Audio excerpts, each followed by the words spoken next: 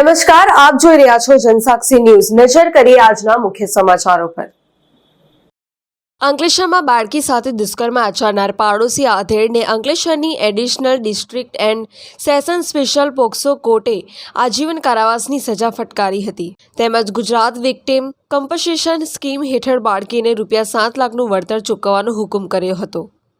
ગત તારીખ 13/8/23ના રોજ અંકલેશ્વર વિસ્તારમાં 3.5 વર્ષની ભોગ બનનાર બાળકીને તેના જ બાજુમાં રહેતો આરોપી રામુ પ્રભુદયાલ રાજપૂત રમાડવાના બહાને નવા બાંધકામ મકાનમાં લઈ જાય છે અને તેની સાથે દુષ્કર્મ આચરે છે।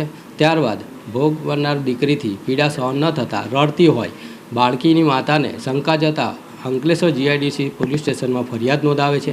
અંકલેશ્વર જીઆઈડીસી પોલીસે ફરિયાદીની ફરિયાદ લઈ અને આગળની તપાસ હાથ ધરી આરોપીને અટક કરવા જેટલા પૂરતા પુરાવા એકત્રિત થતાં આરોપીને અટક કરે છે। ત્યારબાદ નામદાર અંકલેશ્વરના એડિશનલ ડિસ્ટ્રિક્ટ એન્ડ સેશન જજ સ્પેશિયલ પોસ્કો કોર્ટમાં તેનું ચાર્જશીટ ફરવામાં આવે છે।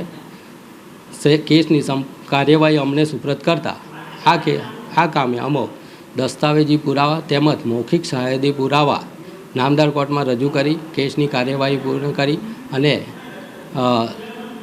અંકલેશ્વરના એડિશનલ ડિસ્ટ્રિક્ટ એન્ડ સેશન જજ સાહેબ S.T. પાંડે સાહેબ નાઓએ અમો ફરિયાદ પક્ષની દસ્તાવેજી પુરાવા મૌખિક પુરાવા તથા દલીલો ગ્રાહ્ય રાખી આરોપી રામુ પ્રભુદયાલ રાજપૂતને તકસીરવાર ઠેરવે છે અને ઇપિકો કલમ 342, 354, 354A, 354B, 376(1), 376(2)F, 376(2)J અને 376(3) તથા 376AB તથા પોક્સોની કલમ 4(6) તથા 8, 10, 12 મુજબના ગુનામાં તકસીરવાર ઠેરવી આજીવન કારાવાસ એટલે કે જીવે ત્યાં સુધીની સજાનો હુકમ ફરમાવેલો છે તથા આ કામે ભોગ બનનાર બાળકીને ₹7 લાખ જેટલું વળતર અપાવે।